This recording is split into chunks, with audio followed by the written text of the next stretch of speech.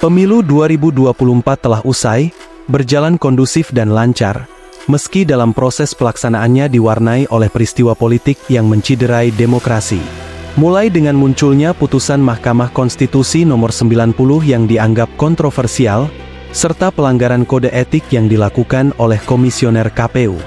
Banyaknya berbagai kontroversi disebabkan besarnya intervensi penguasa pada ranah yudikatif dan lembaga penyelenggara pemilu.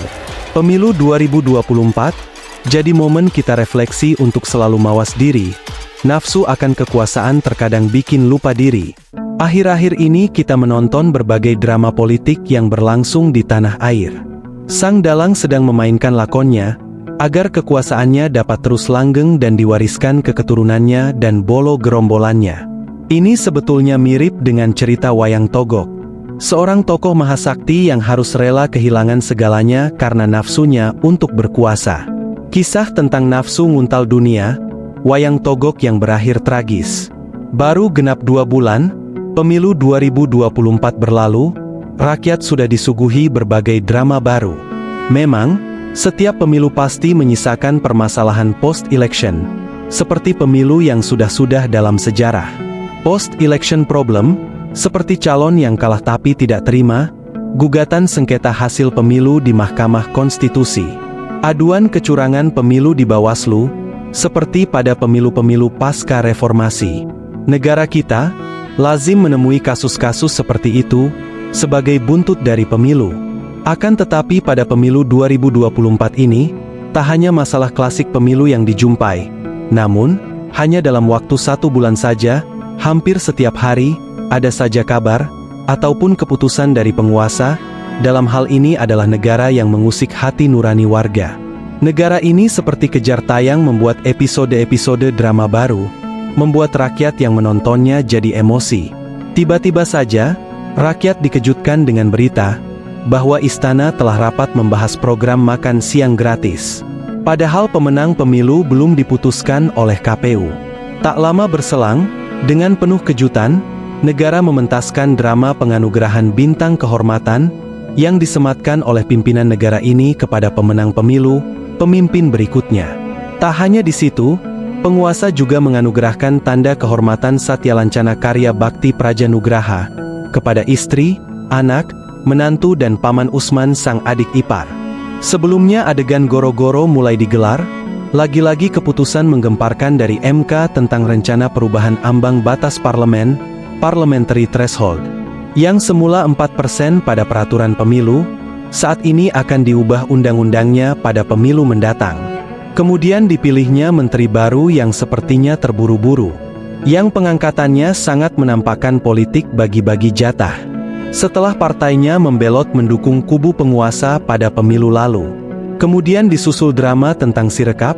Kita tahu semuanya situs yang dipersiapkan oleh KPU ini ternyata kacau, dan sempat menimbulkan gaduh, karena ketidaksesuaian data yang ada di masyarakat, dan yang terunggah dalam laman tersebut. Situasi tersebut membuat publik semakin sangsi dalam pengawalan suara hasil pemilu 2024.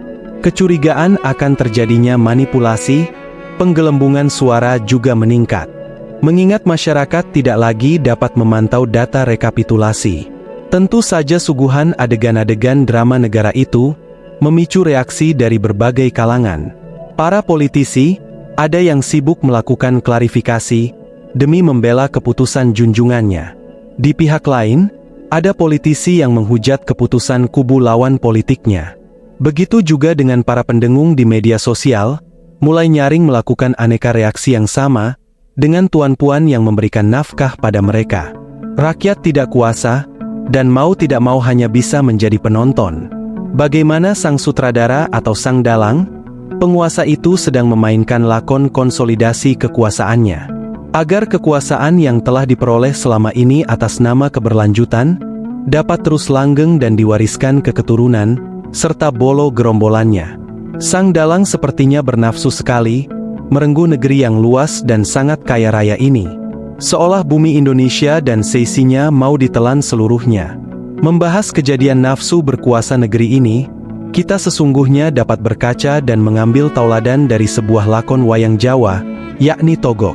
Kebetulan kisah dan kronik Togog ini kok rasanya agak mirip dengan drama pemilu hari ini. Mengingat juga sang dalang negeri ini dan bolo-bolo pengiringnya, mayoritas adalah orang Jawa. Drama lakon wayang ini sangat relate dengan pengalaman dan latar belakang kultural mereka. Alkisah, sang Togok, tokoh yang sebetulnya mahasakti. Togok ini sebetulnya adalah dewa, yang pada akhirnya gara-gara kelakuannya bernasib buruk dan nelangsa. Pada waktu muda, Togok mempunyai nama Tejo Mantri. Diceritakan pada saat itu ada sayembara menelan bola dunia, yang diadakan oleh Sang Hyang Wenang, pemimpin kahyangan jagat para dewa dalam dunia wayang. Mirip sekali dengan apa yang terjadi di jagat manusia negeri kita hari ini. Sayembara dalam wayang tersebut juga diikuti oleh 3 kontestan.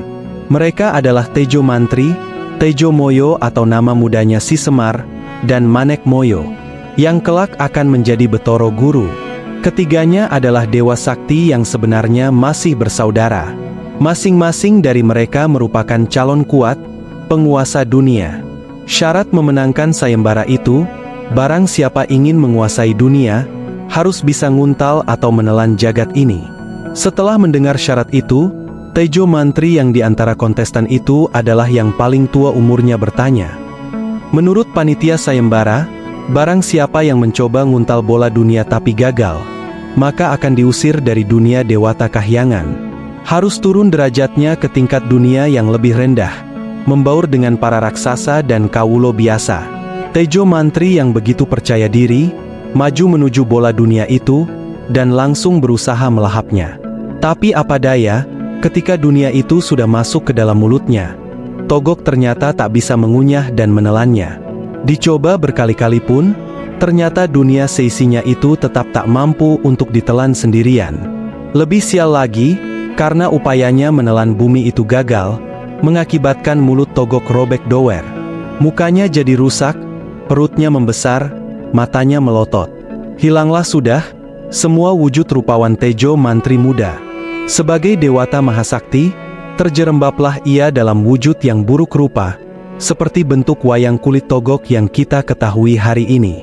Sesuai syarat sayembara dari Sang Hyang Wenang, yang mana mengharuskan siapa yang gagal untuk terusir dari kayangan, maka kesialan Togok seperti sudah jatuh masih juga tertimpa tangga. Sudah jadi buruk muka, masih harus kehilangan martabat dan kehormatannya sebagai dewata. Dia harus turun kasta, tinggal bersama raksasa penghuni dunia bawah. Sang Hyang Wenang sempat memberi wejangan pada Togok, bahwa apa yang terjadi padanya, disebabkan karena terburu nafsu menguasai bumi seisinya. Itu yang mengakibatkan dia kehilangan harga dirinya. Ibarat peribahasa yang memuat filsafat orang Jawa, amburu uceng kelangan delep, demi memburu ikan kecil di sungai, harus rela kehilangan ikan besar yang telah dimilikinya. Togok yang sebelumnya telah mempunyai kebesaran sebagai dewata, masih juga tergoda untuk rakus menelan bumi, demi mendapatkan tambahan kekuasaan. Akibatnya Togok kehilangan sesuatu, yang selama ini membuatnya populer yaitu nama baik. Pada akhirnya, dalam setiap pementasan wayang Jawa hari ini, Togok sang mantan dewa sakti itu, hanya menjadi bulan-bulanan dalam kelir wayang, menjadi olok-olok. Sering dijadikan bahan bercanda dan tidak lagi tersisa kehormatannya di masa lalu. Karena telah menjadi buruk rupa, dengan mulut yang dower, dan kalau omong tidak lagi jelas ucapannya.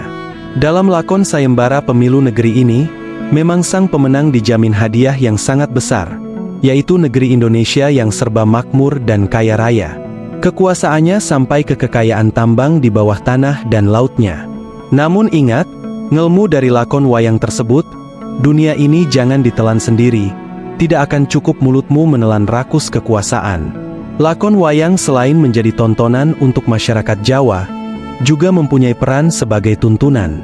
Dalam menyampaikan tuntunan tersebut, karya seni memang terkadang mempunyai isi cerita yang menyindir, menyitir, bahkan kritik menohok kepada siapapun yang merasa tertohok. Itu pun kalau penguasa merasa. Kita saksikan saja, barang siapa yang mau jadi seperti Togok, yang rakus menguasai bumi, maka kehormatannya akan sirna.